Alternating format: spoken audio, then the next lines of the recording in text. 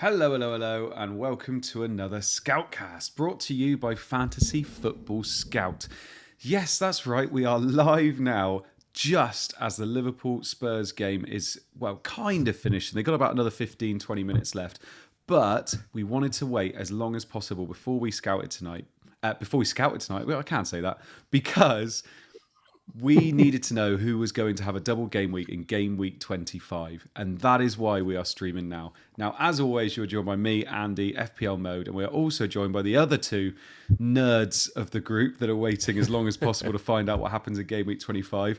Hibbo, obviously you're joining us tonight. How's it going, my man? It's going good. It's going good. As you say, we normally stream maybe on a Tuesday night.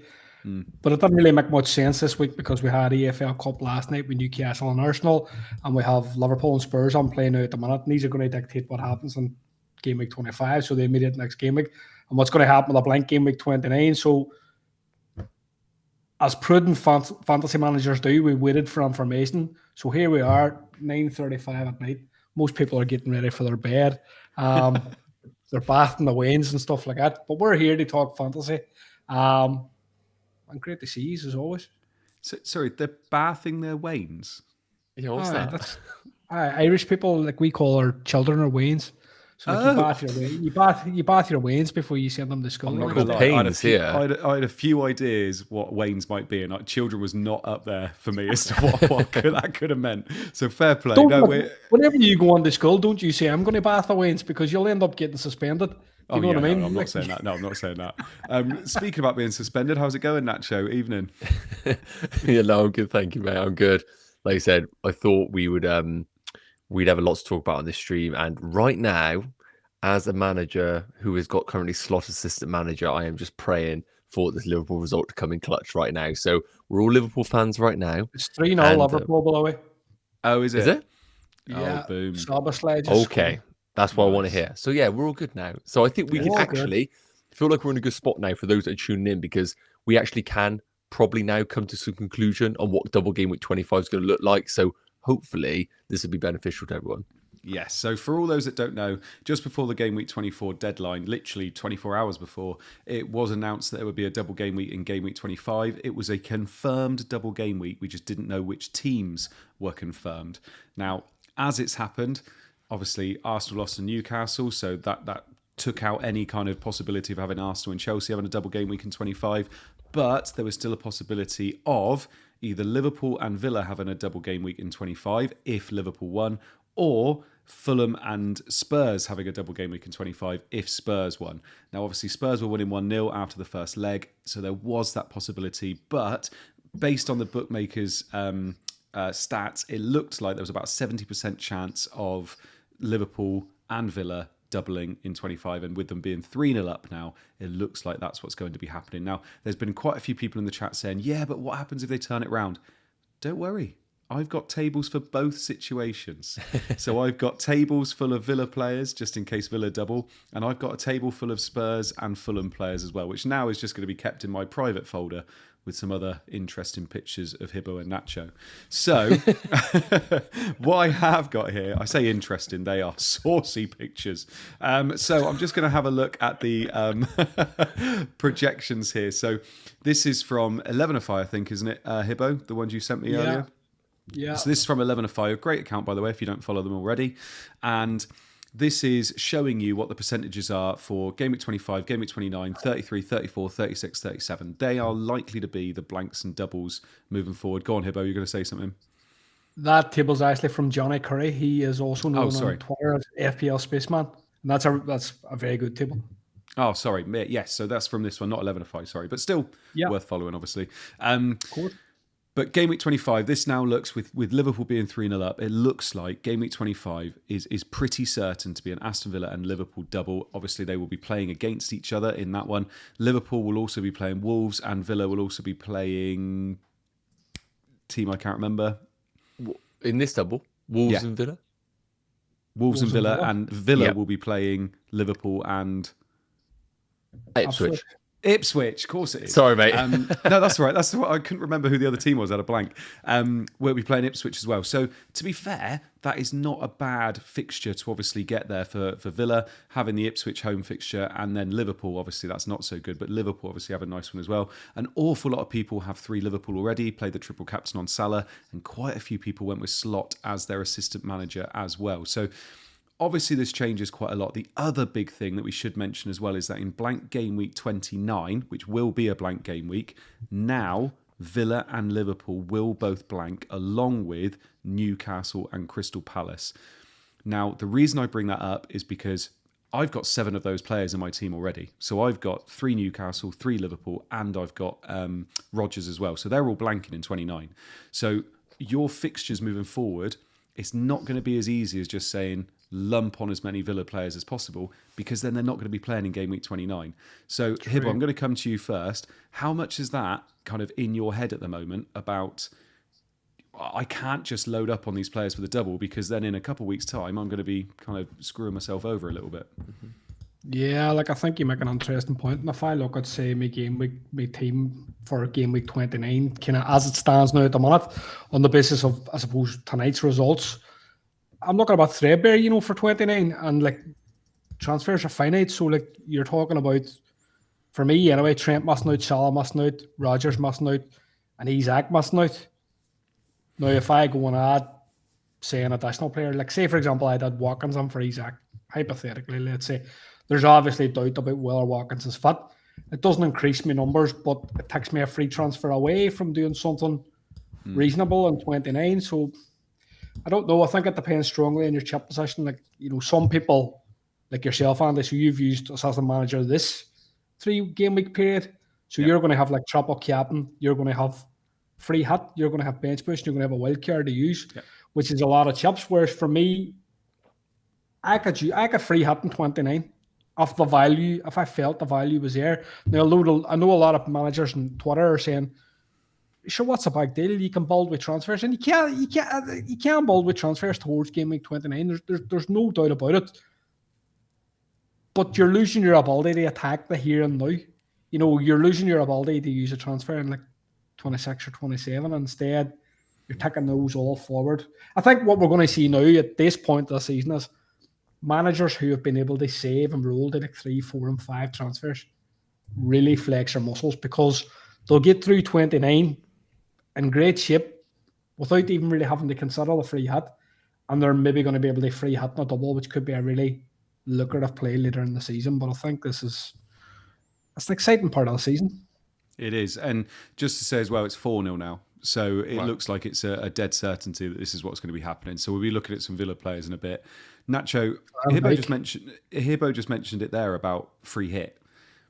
Now, we've obviously free hit in 29 is obviously an option, means you can load up on loads of players for the double and not have to worry about it too much. But if you do have free hit, you should probably be thinking a little bit about game week 34, which is going to be an even bigger blank, shouldn't you? Yeah, so I do think holding off on the free hits for later on the season will have its advantages, definitely. I think game week 29 is really, really interesting because, as Hibbo's already touched on, with the Palace and Newcastle assets, yes, you don't really want to have them in your team, but also it's a bit of a double-edged sword because you want to get rid of them because they blank in 29. But just to give you an example here, Palace in 28 will have Ipswich at home. In 30, we'll have Southampton away and Brighton at home in game week 31. Newcastle, Brentford in 30, Leicester away in 31. So I do think the free hit just resolves a lot of the issues there. But I also do think if you can get yourself just to 11 threadbare players, I think that's probably enough in game week 29 because the fixtures aren't necessarily really standout. And if we do use the free hit in game week 29, I just don't see huge upside available to us. I think Bournemouth at home against Brentford is great, but I think by then a lot of managers would have transitioned to Bournemouth players regardless. And I do think the free hit in future game weeks is probably a bit more powerful than that of game week 29. But of course, it is all dependent on your own teams. We also need to remember the wild card is really helpful. So game week 30, we could easily use the wild card in 30 if we wanted to bring all those players back in and start to prioritize those fixtures going forward. Yeah, I mean, one of the big things that people are probably going to be thinking about, and we'll bring up the Villa stats in a second, but something like Isak to Watkins, Nacho, people are going to be thinking about doing that because Watkins has now got a double game week. He is the second most expensive striker in the game. I mean, obviously Isak is also up there as well. But that move, with the fact that they're blanking in game week 29, is there a real danger that people are going to do that move just because it's a double and lose one of the best strikers in the league? I mean, I'm saying this having sold Chris Wood for Ndai, so I've not really got a leg to stand on. But that kind of move is going to be in people's minds, isn't it? Yeah, 100%. I think the Watkins move is always going to be a temptation because he does tick all the boxes, especially with John Duran now moving. It kind of means if Watkins is going to be fully fit and available, we expect him to be the main man once again. I know they brought in new players like Rashford, for example, but I don't see Rashford displacing Watkins in this team anytime soon. I think the big thing, though, that we have to reflect on is just how good of an asset Alexander Isak is, the value that you've accumulated in him, and knowing that you're going to want him back regardless. And we've seen him do it against arguably one of the best defenses in the league, first leg and second leg. I personally don't look at Isak and look at those big fixtures and think he is actually a bad asset to own. I actually think Newcastle are one of those teams that do thrive in those big games. And I think I'd rather have Alexander Isak than get rid of him to bring in Ollie Watkins, who in a Villa team right now still are not doing it for me in the Premier League. I think they're doing it in the Champions League, but right now I think they are stuttering a little bit in the Premier League. So I know it's probably cursing my words here, but I, for one, still am sticking with Alexander Isak. Watkins is great, but I think I'd rather just have the cheaper alternative in Morgan Rogers and keep Isak in my team. Yeah, no, that's fair. I mean, how much do you think, Hibbo, if you're looking at this double and you're looking at the fact that obviously Villa and Liverpool both double, how many doublers would you want before you start thinking, I need to start maybe bringing in some players that are not going to blank in 29? For instance, do you get a Rodgers because he's doubling if you don't already have him, or do you prioritise a Bournemouth midfielder or an Mbumo or someone like that because they obviously play in 29? How much does that play on your mind when you're making your decisions this week, do you think? No, I think this week you try and get a good complement of double players, and I think I'm obviously going to say that because A, I'm a big Stormzy fan, and B, I like my doubles. And well, look at what people said last week. People were talking last week about Everton. Don't like Everton. Beto smashed it, and Dye smashed it, Pickford smashed it, Tarkovsky smashed it, Moyes smashed it. Yeah. Do you know? So people were running those options down as players down as bad options, and they were far from bad options because they had Leicester at home. And I think it's the same scenario because Villa have Ipswich at home, and then obviously Liverpool's a testing fixture. You're going to treat it as a base 2 points. They could go higher. It's the exact same argument again. Now, circling back to kind of the Watkins thing and Isak, I do think there's a potential to oppose Isak if that's your route to Watkins. Obviously, it's fitness permitting, but you're talking Newcastle have Man City away, Forest at home, Liverpool away. Yeah. That's tight. Then they've got West Ham away, 28th. Then they blank on 29. So, if you're talking about that as the next 5 games, 3 really tough fixtures in the next 4, and then a blank immediately after the 4th game and the 5th match. That is an argument to sell him for me, and it's back in the numbers really. But they come back to your main question: how many is enough? Finger in the air. I think right now maybe 2 Villa players. Everybody has some form of Liverpool triple up, whether you have slot and 2 or you've got 3 Liverpool players. I think I'd like Rodgers. I have Rodgers. I'd like to be adding Watkins there as well. And I think we've seen them at different times this season have been explosive. I think Nacho makes a great point. As long as Watkins is fit and the hamstring's okay, Duran's out the picture now. I don't really see Rashford dislodging him. I think he last started a game for United maybe at the start of December, and he hasn't started many. He doesn't look fit. He looks as if he's got about as much weight on as me. And quite frankly, I think he's got to do a bit of work before he gets on the Villa team, and it doesn't look as if it's going to happen for me anytime soon. So I think Watkins and Rodgers would be my 2 picks. Although, arguably, you could maybe consider a defender as well. Well, so I've got the Villa stats up here from the members area from Scout, and I'm struggling to pick 2. And the reason I'm struggling to pick 2 is not because I don't think there's 2 options that, if I was on a free hit, obviously I'd have 3 and I could pick some. But I'm looking at it and I don't see how people are going to get Watkins unless they sell Isak. unless they've got some mad money in the bank and they can upgrade a striker, which I'm not sure which striker they can upgrade from, because there's that price range is such a weird price range at FPL this year. And in terms of strikers, Rodgers is an easy get if you don't already have him. I think that makes an awful lot of sense. But obviously you've got to think about 29 as well, with the fact he blanks. But when I'm looking down this table, so in terms of XGI this season, Watkins is clear top, 12.93 XGI over the season. Rodgers is second with 6.81, and he's done very, very well actually with limited XGI that he's actually put up this season so far. Scored his hat-trick in the Champions League, didn't he? Brilliant. But Tielemans is in third. Then we got Bailey, McGinn, Luca Dean is up there ahead of a lot of their midfielders. Rashford, 3.05 with his limited minutes this year. He's only 6.6 million. Obviously, he's signed for Villa now. Hibbo's just raised a few concerns about whether he feels like Rashford could actually perform very, very quickly. Ramsey, Barkley, Onana, Martson, Cash, Konsa. I mean, Konsa's down at 1 XGI for the season so far this season. So, Nacho, I'm looking at this list. I'm not looking at this list and thinking, here we go. This is a team where I've got some kind of hidden gems I might be able to kind of tap into. With the fact one of their fixtures is Liverpool and the fact they blank in game week 29, I think erring on the side of caution is the way here. What do you think?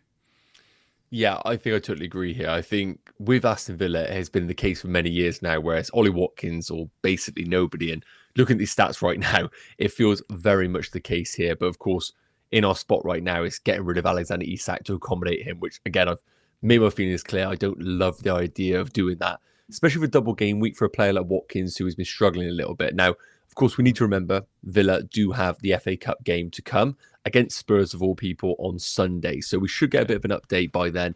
What's going on with Ollie Watkins? I imagine if he's fit, he does start in that game for them. Obviously, no Champions League for them as they've already qualified. I think right now, if you're in a position who's watching this, who has the assistant manager chip, I do kind of think Unai Emery is probably the best thing you could do in this Aston Villa team, because I don't love Aston Villa long term. I think Chelsea at home in 26 could be good, but then they got Palace away and Brentford away before the blank. So I don't actually love the fixtures between now and the blank. It's a double. Obviously, we want to jump on that. But I actually think Unai Emery might be the one to go for if you have David Moyes right now. Jumping on him means you only have him for this double. You don't have him beyond this point.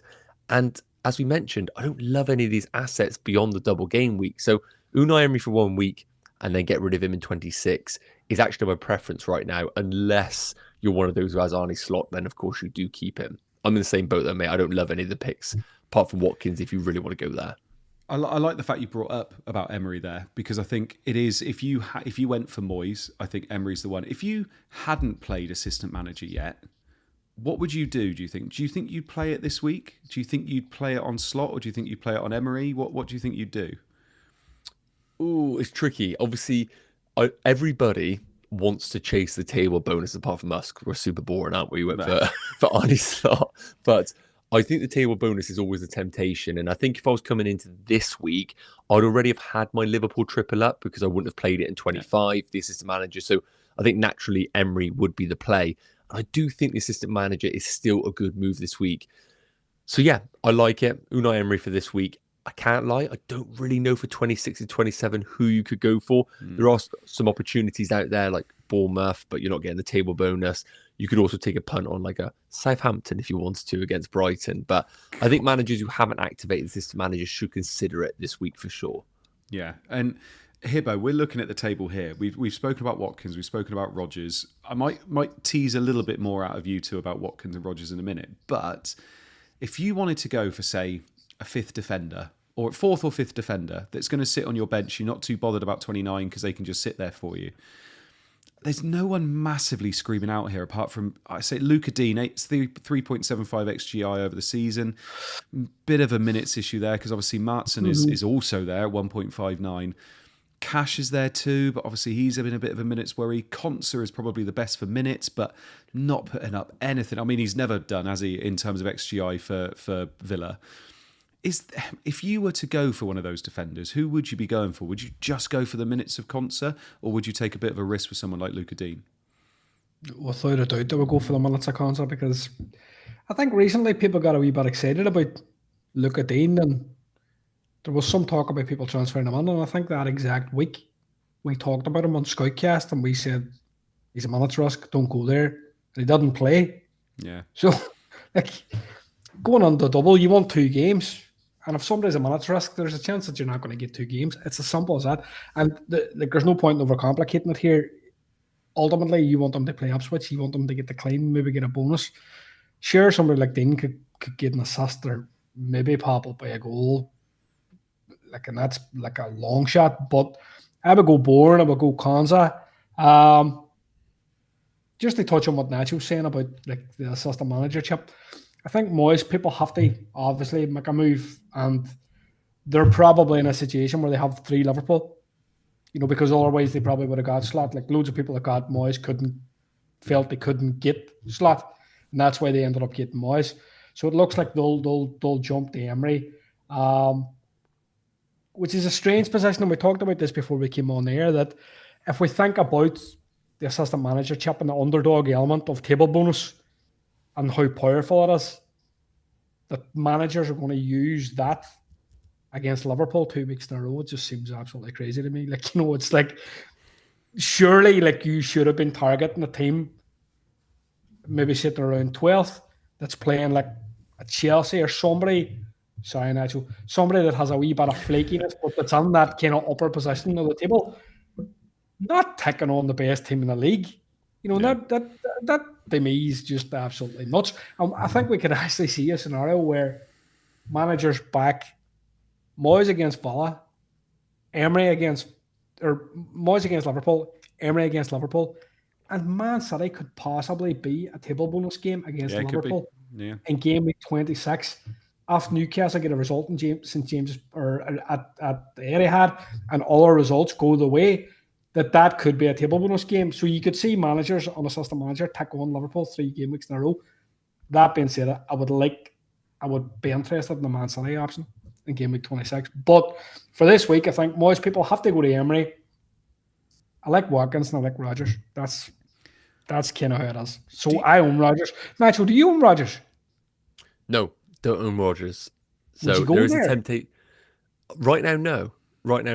I think he's fine for minutes. I'll be surprised if his minutes are affected at all by the inclusion of Asensio and all that. But right now, I don't know if there's a temptation right now. I just think the Liverpool game's 0 Villa.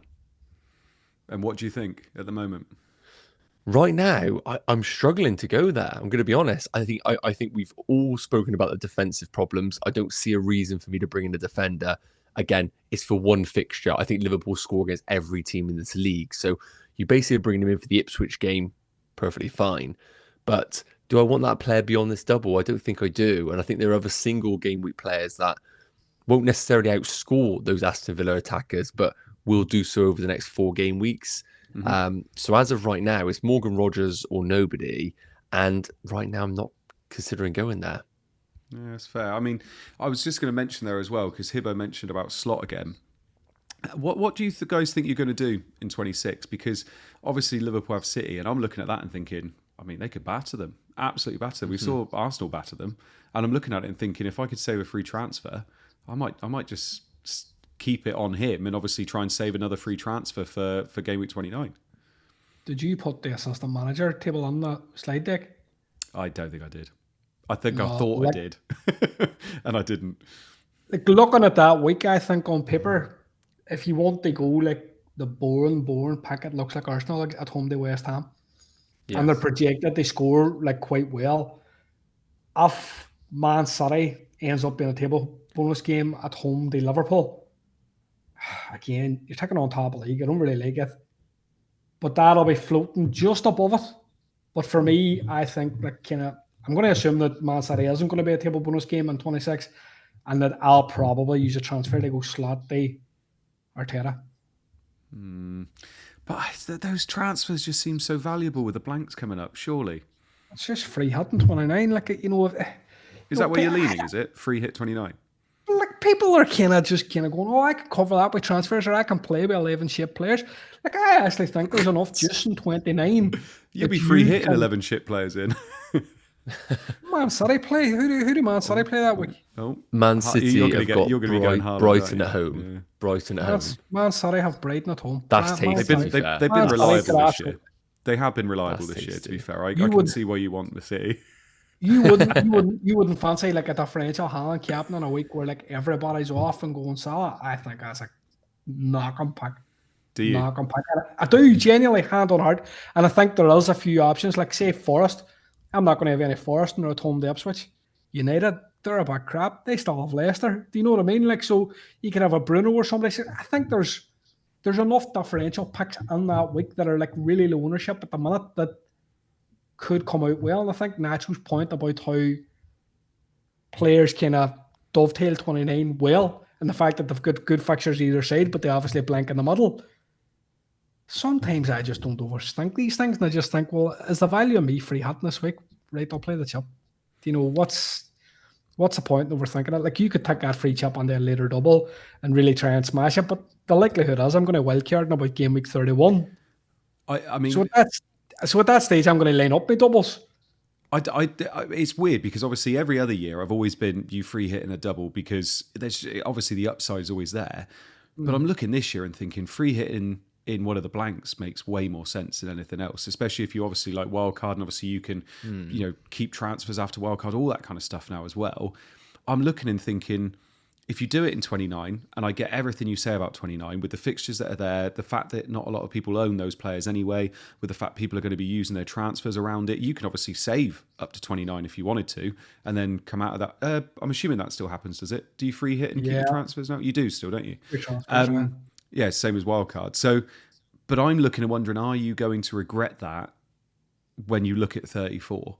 So is 34 going to be one of those weeks where everybody's bad, so everybody's going to have like 6 or 7 players potentially, and those free hitting are just going to have a worse kind of team? Or are you going to get to 34 and think, oh, this is the week I should have free hit, especially with the doubles in 33 and 36 as well, because obviously you can build for 33 and 36 and free hit in 34. So what do you think? You're asking me or you're asking Nacho or to anyone, to be honest. Go on, Nacho, what do you think? Do you think free hit in 29 is the play? Because it feels like if you're going to free hit in 29, you need to make that decision this week, really, because obviously you might want to pile on a little bit. You could obviously delay it, but you're going to want to make it at some point because you don't want to get to 29 and go, now I'm going to free hit. It seems like you want to make the most of it beforehand, surely.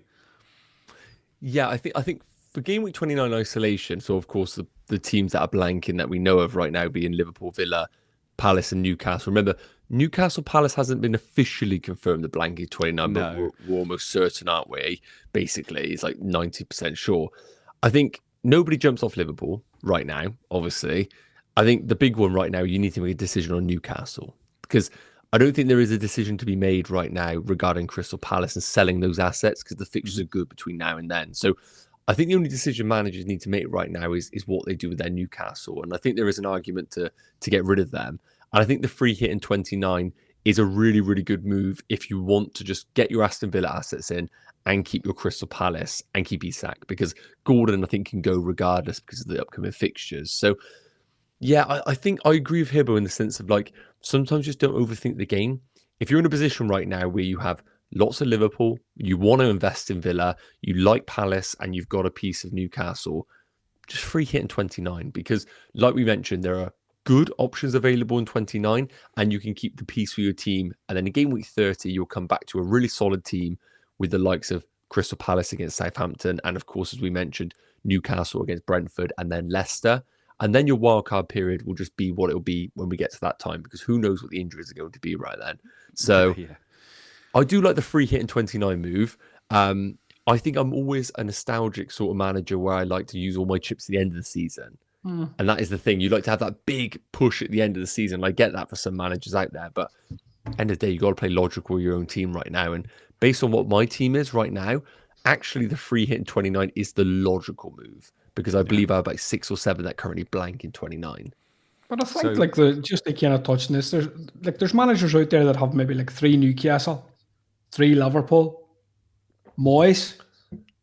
So they're gonna move Moyes to Emery this week, for example, on like a free transfer, and they have like, you're going to say they have they have at least 6 blank players in game week 29. So I think you could see it gaining more traction. Sorry to cut you off and I'll let you finish now, but like I think you could see it gaining more traction because there's going to be people that are going to try and play it down in the meantime and go, no, I can get through 29, but there's loads of people that have maybe Hall, Gordon, Isaac. They've got the 3 Liverpool players and they need to make a transfer this week for a manager. So I don't know.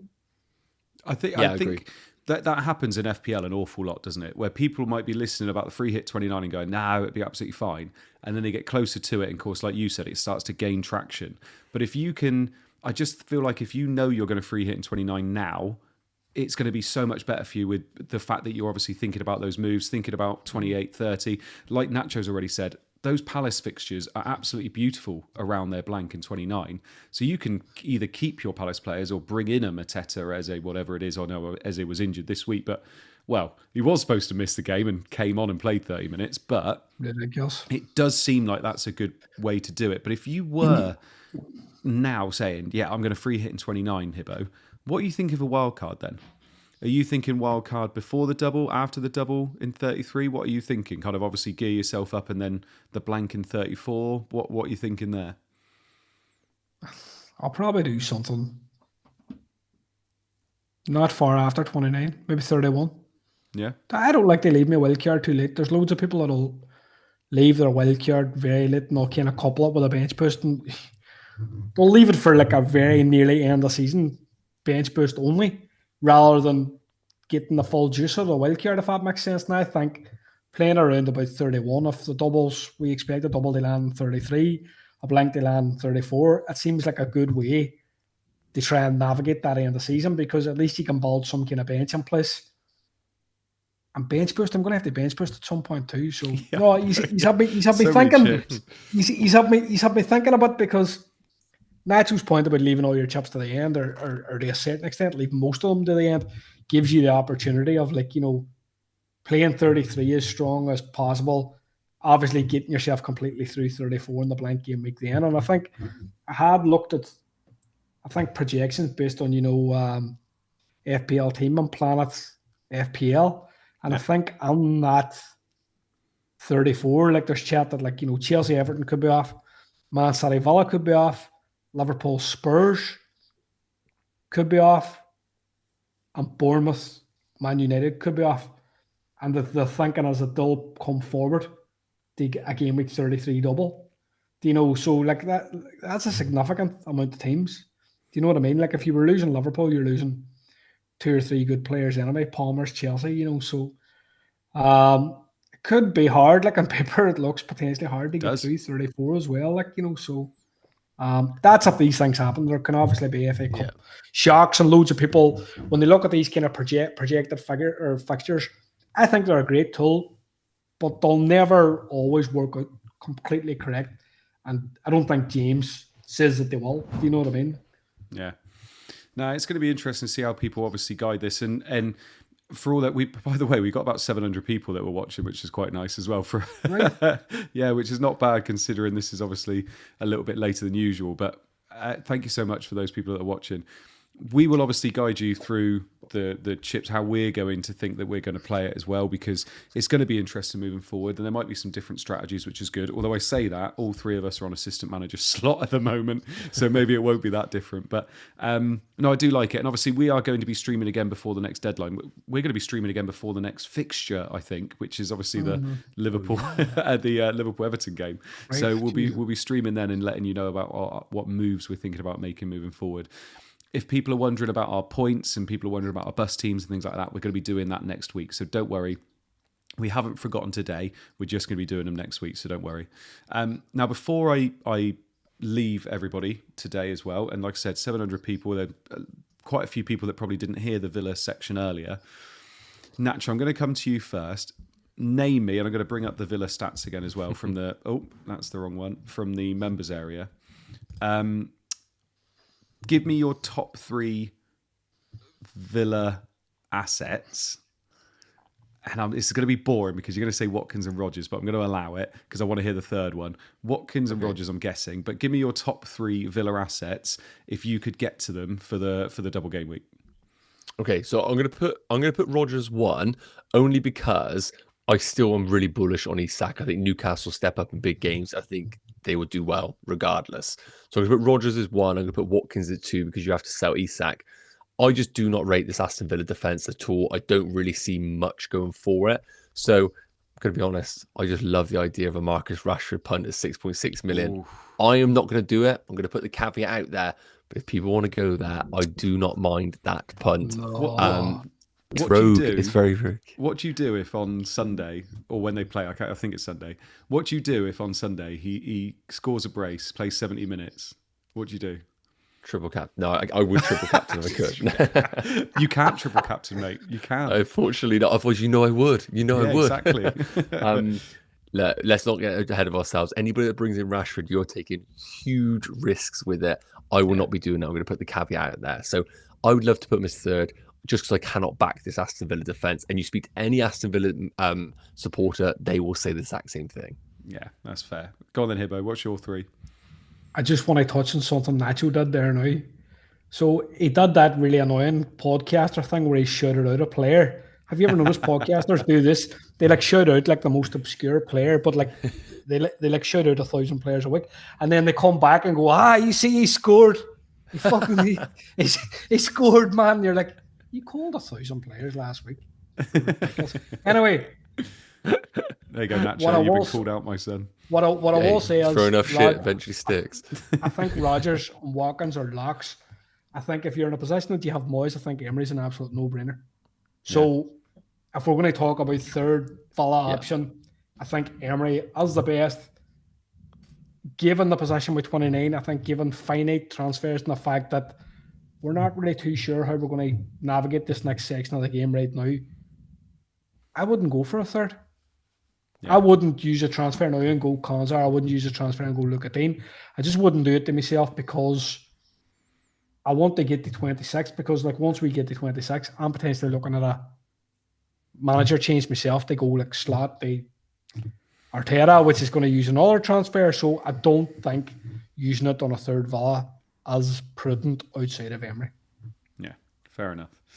Right, thank you so much for the 700 people that have been joining us this evening. I genuinely wasn't expecting that, so thank you so much. Obviously, people like having the information nice and quickly. Hibbo, thank you so much for joining us this evening, my man. I'll go back to the main screen. Obviously, it was a bit of a different one this evening. We're going to be doing the one next week as well. So we, not talking about moves has obviously been a bit strange, but I hope you enjoyed yourself anyway. It's always a pleasure, Andy. It's like the highlight of my week. Of course it is. Oh, you just love talking to Nacho. That's what it is. Nacho, thank you so much for joining us as well, my man. I hope you enjoyed your evening. Always enjoy this. The highlight of my week as well. So, boys, ever since you found out I've got some dodgy pictures of you, you've both been so kind. Thank you so much. Thank you so much for all those people listening now and watching now. Thank you for all those people that watch after as well, and all those people listening on the pod. We will be with you again next week before the next deadline. It is a bit weird at the moment, but there you go. So thank you so much, and we will see you all again next week. Bye-bye.